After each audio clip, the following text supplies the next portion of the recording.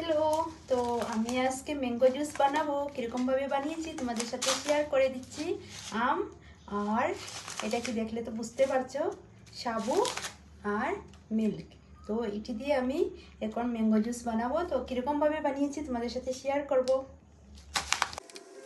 তো দেখো আমি এখানে মিল্কটা গরম করে দিচ্ছি, তারপরে সাবুটা এখন দয়ে 5 মিনিট এটাকে ভিজিয়ে রেখে দেবো, ততক্ষণে আমার মিল্ক গরম হয়ে যাবে। তো এখন আমি ম্যাঙ্গোটা কেটে দিচ্ছি, এটাকে গ্রাইন্ডারে দিয়ে দেব। আর মানে এটা খেতে না অনেক টেস্টি হয়।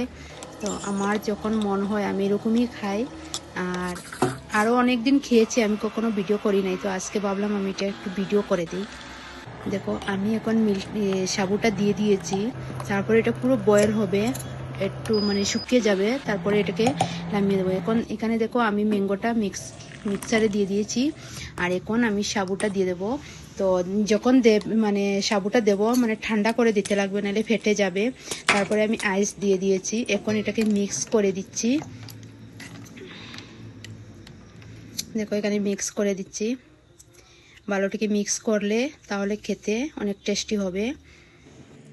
অনেকের হয়তো এটা নাও ভালো লাগতে পারে, কিন্তু একবার খেয়ে দেখো অনেক টেস্টি লাগে, আর আমার অনেক ভালো লাগছে। এখানে কাটা ম্যাঙ্গো ছিল, অল্প দিয়ে দিলাম, তারপরে এটাকে ভালোটিকে মিক্স করে দিলাম। আমার এটা রেডি হয়ে গেল জুসটা।